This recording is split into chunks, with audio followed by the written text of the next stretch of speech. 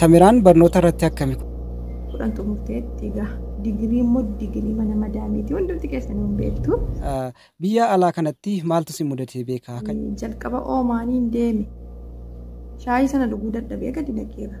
Yaada cuusiif dhiyeesseetiin jira. Ati jaartii kee bilookii Immoo mudannoo waa'ee jaalalaa barsiisaa kiyya kutaa sagalitti gaaffii jaalalaa na gaafatee nananii didee jennaan 60 keessaa duwwaanaa kaa'ee tajaajila warra bilbilaatii maaloodha. Anoon beeku Itiyoo Telekoom irraa inatti fakkaata. Anoon beeku isaa dhumarratti dhaamsa dhaammattu uummata. Ijoollee Oromoo keessumatti gandummaan faarsina. Yeroo hundumaa kana dubbatti jechuu dandeessu. Asumarraa yeroo kana daawwattan illee gara awwal deemaatii yuutuubii isaa sheer laayik sabiskiraayib gochuudhaan uummata biraan gaafii wal jajjabeessaan isiniin jedha.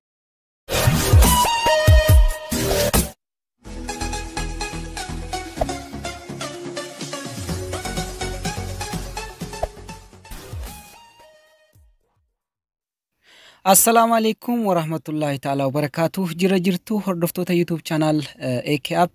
Egaa duraan dursa dhiifama sin gaafadha jechuudha. Isinirraa turuu keenyaa fi nan turu malee hin hafne jetteetiin jirti kunoo Samiraan dhufteetiin jirti jechuudha. Gaafilee keessan hundaaf deebii isiniif qabattee dhufteetiin jirti. Akka xumura sagantaa keenyaatti akka nu hordoftan kabajaan sin gaafanna. Egaa dursa Samiraa baga nagaadhaan dhufte gara YouTube channel AK App keessummaa kiyya ta'uu keetiif hedduu si galateeffadha jechuudha. Mee jalqabaa namoota kanaan maal jettamme? Jajjabaadhaa gaarra mana waliin isaa oolla. Asuma kan waraqaa YouTube isaa like, share, subscribe godhaa isiniin jedha. Hayyee baay'ee galatoomii Samiraa keenya qaalii. Egaa namoonni baay'een si jaallatanii gaafilee babbareedaa siif dhiyeessaniitiin jiranii.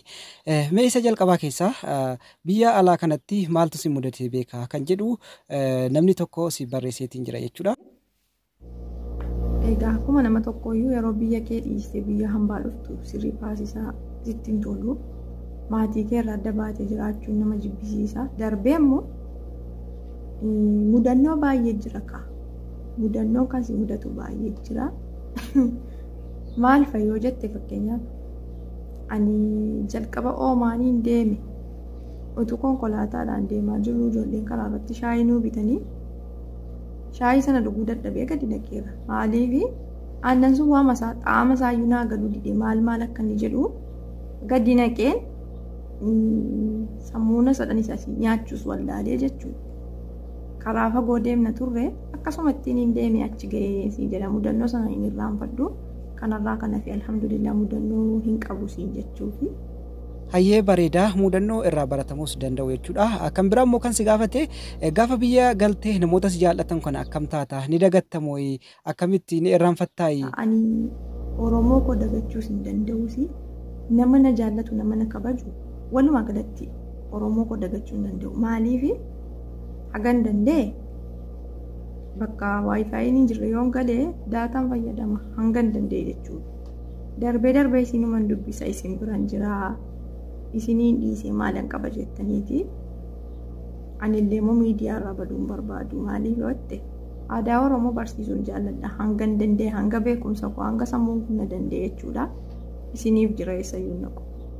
Kabiraan immoo gaaffiidhuma hawaasaati. Samiraan yoom biyyatti galti? Egaa namoonni baay'een waan si jaallatanuuf dhiphataa jiran natti fakkaata. Mee deebisiif? Ani gara biyya kiyyatti deebi'uu egaa. Gidduuma kanayyuu nan gala jedhaan jira. Ammuma gidduu kanayyuu gara biyya kootii inshaalla nan gala. Yoon galees miidiyaarraa wanti na balleessu hin jiru. Biyya abbaa keenyaatti galla. Oromiyaa badhaatu, bashaatu, lalistuu, hammattu. Nyaachistuu daara baastuutti gala waan ta'eef alhamdulillah biyya kootti iyyuu irra hojjedha jedhee yaada wanti irraa na balleessu hin jiru siif jira obboleessa kiyya qaalii. Hayyee Samiraa keenya fagaachuu akka hin qabne gama miidiyaa keenyaatti illee dhaamsa asumaan siif dabarsina maaliif namoonni baay'een si jaallatani kan ittiin aanummoo jechuudha bareedduu kiyyaa jajjabaadhu baay'ee si jaallanna baay'ee namas bashannansiiftaa namas gorsitaa waan nama barsiisus baay'ee dubbattaa siin jedheetiin jira. Tole obboleessa koo. Anillee itti jabaataan jira hanga rabbi na dandeessise haga beekumsa koo isin tole jennaan jechuudha. Ani isin bashannansiisuun dhiisu ani soorettiin keessan isinumti naaf jiraadha nagaa ta'a Oromoo kiyya qaalii. Asirratti gaa Samiraa namoota gaafis gaafatan maqaa jiraa wanti hin kaafneef dhaggeeffattoonni keenya maqaa kaasuun barbaachisaa miti waan jedhaniifi kan itti immoo kan biraa jechuudha. Samiraati wanti sirraa jaalladhu yeroo namni si arrabsillee nama arrabsitu takka guyyaa tokkollee nama arrabsitee hin beektu baay'ee galatoomii itti jabaadhu siin jedheetiin jira. Sirrii nama arrabsi deebisanii arrabsuu mataan isaayyuu of arrabsuudha. Kanaafuu abbaan waan barbaade jedhu kan koo garaanacha jedhu jedhamtiire. Ani hangam beeku gorsee yookiin immoo yaada bilchaataa tokko kennuufi immoo korrarraan kana beeku.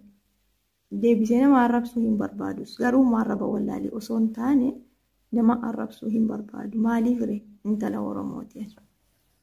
Gaafiin hawaasaa Samiraa keenya akkuma itti dhufetti jira. Dhaggeeffataan tokko immoo akkasiin jedhee daa qabdaayii. Kana kanumaan bira darbii.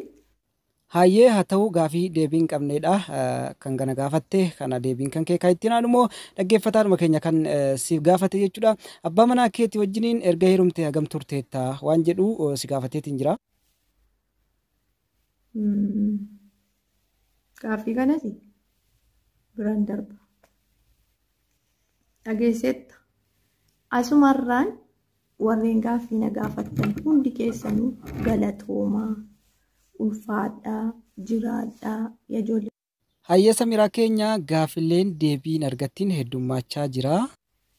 Sirreeffadhaan walakkatitti na gaafatte. Hayyee ta'uu Samiraa keenya sabboontu keenya qaalii wantatti beekuu qabdu anaa miti kan si gaafate hordoftoota YouTube channel EKAP kan si gaafataa jiran jechuudha. Kan itti aanu immoo jechuudha karoorri kan kee gara fuulduraa maalii nuuf gaafadhu jedhaniitiin jiranii.